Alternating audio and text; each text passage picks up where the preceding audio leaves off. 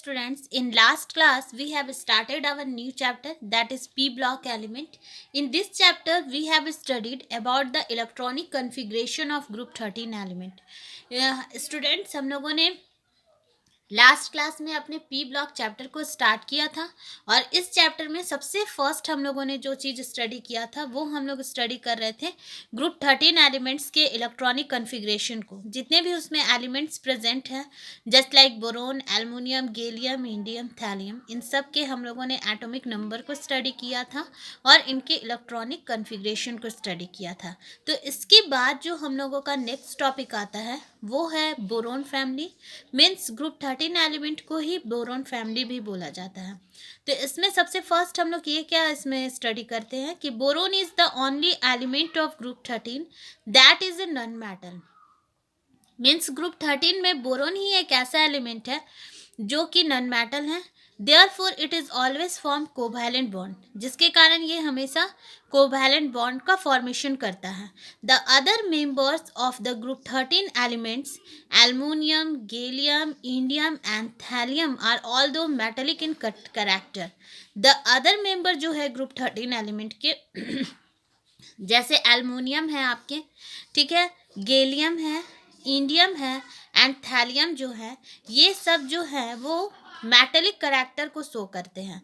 यानी मीन्स इस ग्रुप में ग्रुप 13 एलिमेंट में जो भी आपके एलिमेंट है उसमें बोरोन जो है वो नॉन मेटेलिक का करेक्टर शो करता है, बट जो ये अदर एलिमेंट्स हैं वो जो है वो मेटेलिक करेक्टर को शो करते हैं।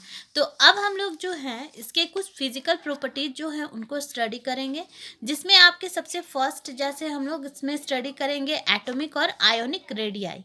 तो एटॉमिक और आयोनिक रेडियाई जैसा आप लोगों ने एस ब्लॉक चैप्टर में भी स्टडी किया था, मैंने आप लोगों को बताया था कि सबसे फर्स्ट तो हम लोगों को ये इसमें जान लेना चाहिए कि एटॉमिक और आयोनिक रेडियाई है क्या।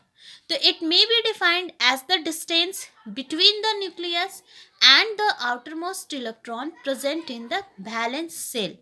मीन्स क्या होता है कि इसको कैसे हम लोग डिफाइन कर सकते हैं, जैसे मैंने बताया था कि ये आपका एटम है, ये सेंटर में आपका जो है वो न्यूक्लियस प्रेजेंट है, ये सेल्स है, तो इसमें जो ये इलेक्ट्रॉन है ये आउटर मोस्ट सेल में आपके इलेक्ट्रॉन प्रेजेंट है।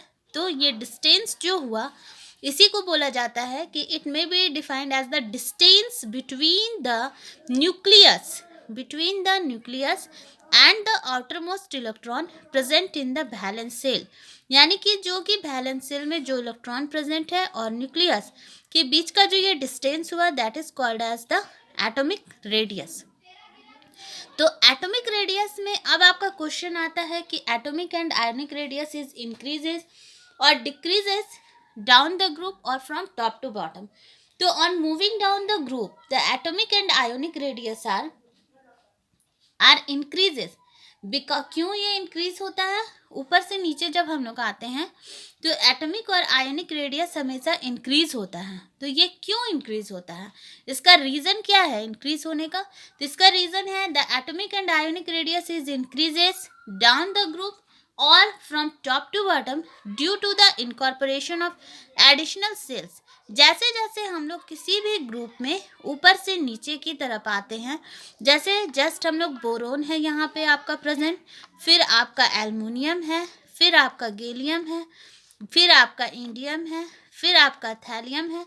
तो इसमें जैसे ही हम लोग बोरोन से थैलियम की तरफ आते हैं, मूव करते हैं, तो हम लोग क्या देखते हैं कि जो मेरा एटम का साइज था वो पहले छोटा था, स्मॉल था, फिर उससे बड़ा हुआ, फिर उससे बड़ा हुआ, मतलब ये इंक्रीज होता जा रहा है। तो ये जो इंक्रीज हो रहा है ये क्यों इंक्रीज हो रहा है?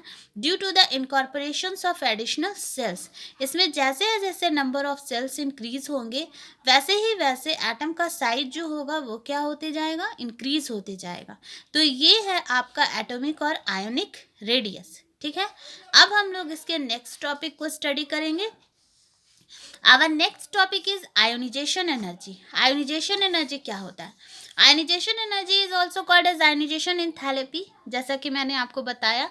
तो आयोनाइजेशन एंथैल्पी में मीन्स क्या है? The amount of energy needed to remove the least tightly bonded electron from a mole of gaseous atom।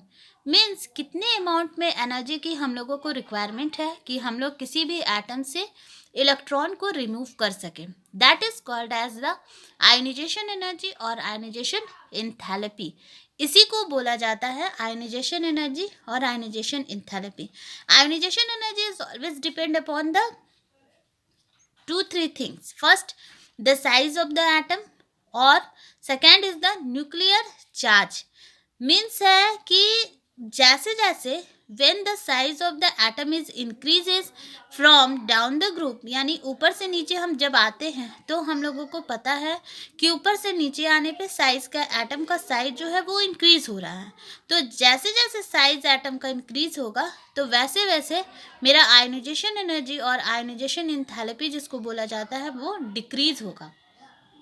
तो इसमें ये हम बोल सकते हैं कि इसमें क्या होता है ग्रुप 13 एलिमेंट में कि आयनाइजेशन एनर्जी बहुत स्मूथली डिक्रीज नहीं होता है। तो इसलिए हम लोग इसमें बोल सकते हैं the ionization enthalpy do not decrease smoothly down the group. The decrease from boron to aluminium is associated with the increase in size. मतलब आयनाइजेशन एंथैल्पी जो है वो बहुत स्मूथली इसमें डिक्रीज नहीं होता है। ये डिक्रीज होता है बोरोन टू एल्युमिनियम में। कैसे, क्यों? वही एटम के साइज के इंक्रीज के कारण ही होता है। ठीक है, तो ये हो गया आपका आयनाइजेशन एंथैल्पी। अब हम लोग अपने थर्ड टॉपिक को स्टडी करते हैं। Our third topic is that is electronegativity. हम लोगों का थर्ड टॉपिक जो है वो क्या है? इलेक्ट्रोनेगेटिविटी। इलेक्ट्रोनेगेटिविटी का मतलब जो है वो क्या होता है? तो इलेक्ट्रोनेगेटिविटी जो है वो क्या है? Electronegativity means it is a measure of electronegativity is a measure of an atom's ability to attract shared electrons to itself.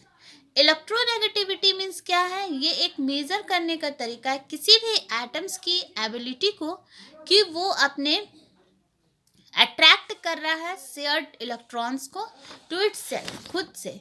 तो इलेक्ट्रोनेगेटिविटी में भी आपके वही आते हैं क्वेश्चन कि द इलेक्ट्रोनेगेटिविटी इज इंक्रीजेस और डिक्रीजेस डाउन द ग्रुप और फ्रॉम टॉप टू बॉटम। कि इलेक्ट्रोनेगेटिविटी जो होता है वो इंक्रीज होता है या फिर डिक्रीज होता है फ्रॉम टॉप टू बॉटम और from down the group. Means हम लोग ऊपर से नीचे आ रहे हैं तो मेरा इलेक्ट्रोनेगेटिविटी जो होगा वो इंक्रीज होगा या फिर डिक्रीज होगा। तो जब हम लोग ऊपर से नीचे आते हैं तो इलेक्ट्रोनेगेटिविटी जो होता है वो हम लोगों का down the group the electronegativity first decreases from boron to aluminium and then increases. यानी कि ग्रुप 13 एलिमेंट में ये देखा गया है कि जब हम लोग डाउन द ग्रुप आते हैं तो इलेक्ट्रोनेगेटिविटी फर्स्ट तो डिक्रीज होता है फ्रॉम बोरोन टू एल्युमिनियम में। यानी कि बोरोन से जब हम लोग एल्युमिनियम में आते हैं तो देखा जाता है कि ये डिक्रीज हो रहा है एंड देन इंक्रीजेस। लेकिन फिर उसके बाद देखा जाता है कि ये इंक्रीज हो रहा है। तो आज स्टूडेंट्स हम लोगों ने बोरोन फैमिली के एटॉमिक आयनिक रेडियस को स्टडी कर लिया। आयनाइजेशन एंथैल्पी या जिसे आप आयनाइजेशन एनर्जी बोलते हैं इसको हम लोगों ने स्टडी कर लिया और इलेक्ट्रोनेगेटिविटी को स्टडी किया। तो आज के लेक्चर में तो हम लोग इतना स्टडी कर चुके हैं।